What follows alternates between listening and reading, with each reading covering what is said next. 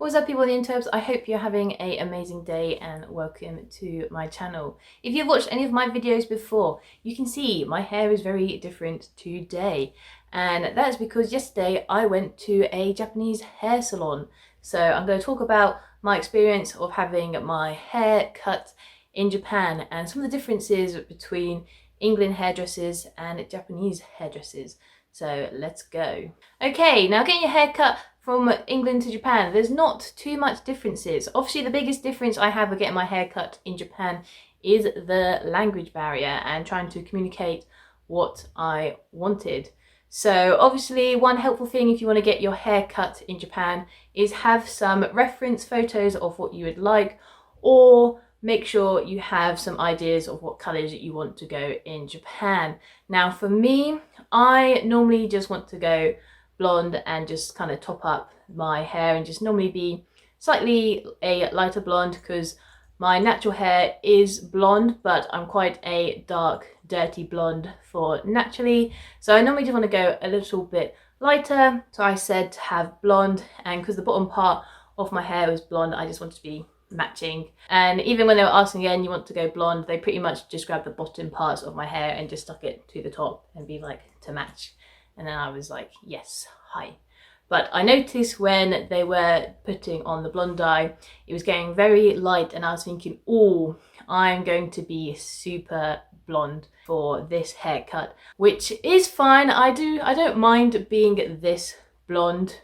And when I saw how blonde it was getting, I was like, oh, I'm going to be very blonde. I'm going to be the Japan blonde. If you've ever seen any Japanese ladies in Japan with blonde hair, they tend to have the bright bleach blonde hair like this.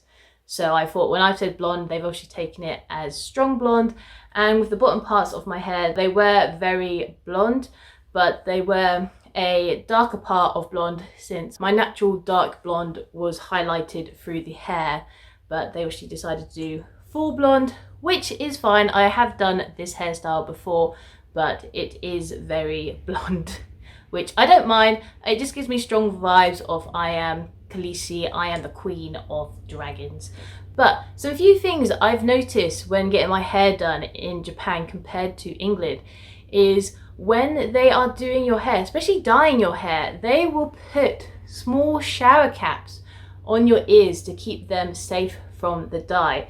I actually quickly filmed a video here to show, but yes, it's interesting to see they put shower caps just to protect your ears so they don't accidentally get any hair dye on, which is very interesting.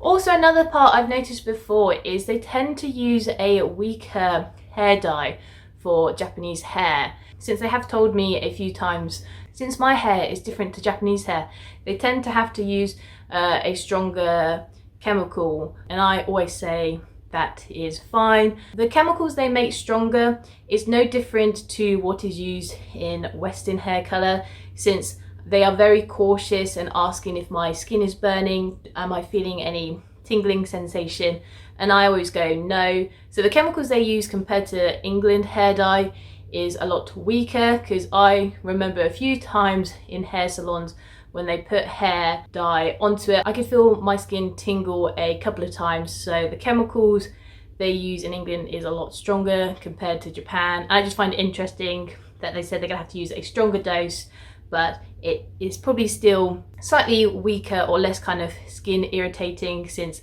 I felt no kind of burning sensation compared to what I used to feel back home sometimes when getting my hair dyed in salons. Also, a big thing I have noticed is when it is time for them to wash your hair, that process is completely the same, but what they tend to do is they will put a washcloth over your eyes. So while they are washing your hair, you don't have to look at the ceiling. And at first I thought, oh, this is really weird that they've put a washcloth over my eyes so I can't see.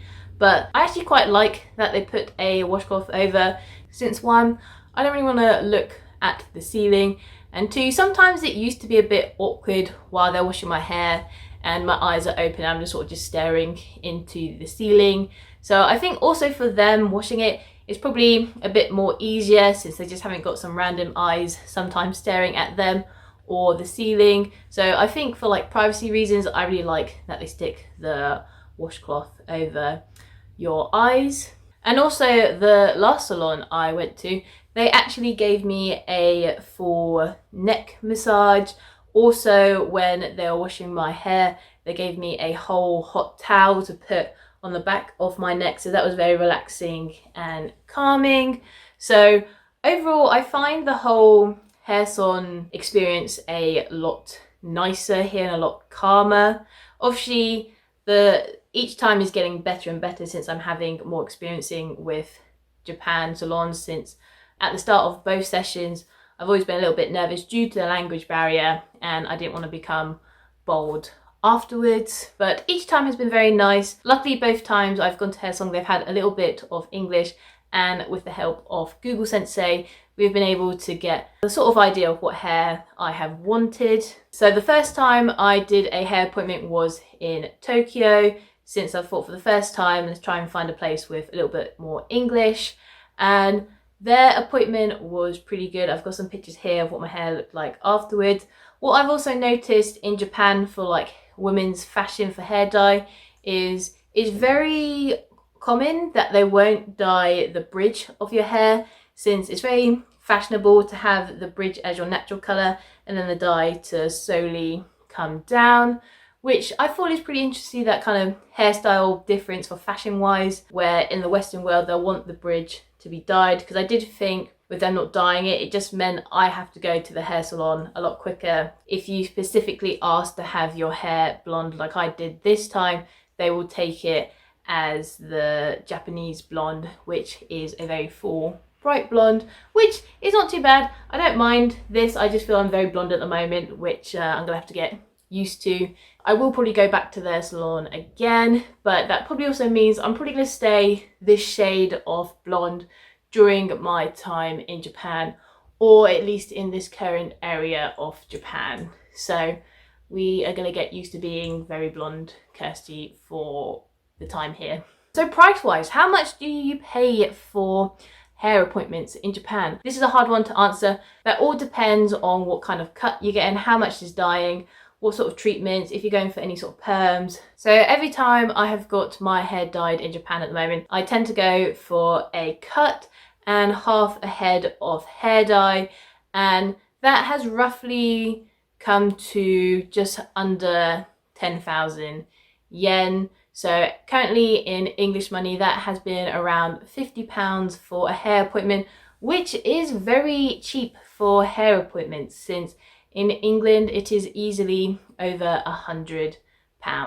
What I found interesting as well, there wasn't much price difference from the city centre of Tokyo to a hair appointment in the countryside of Ehime.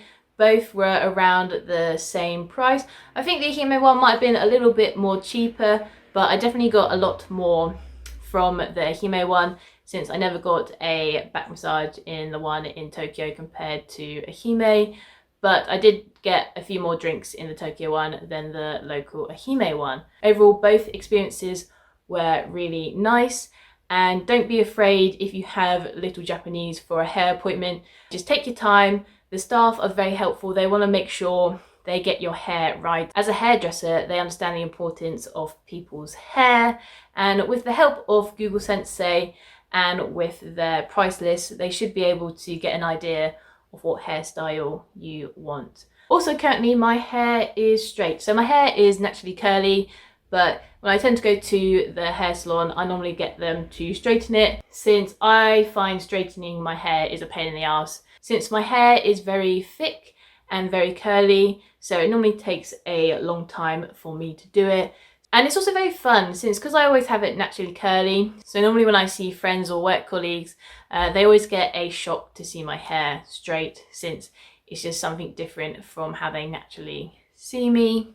Since I saw some friends yesterday, and I always find it very interesting to see their reactions, since they always say I look very different when I have straight hair compared to curly hair. So I love to see that kind of facial reaction when I do the change like this. But also yesterday was a double whammy, since I'm a lighter blonde and straight, so I definitely got a few shocked faces from people, which I find very funny. But there you guys have it. That's just a quick video I wanted to make of my hair salon experience in Japan at the moment.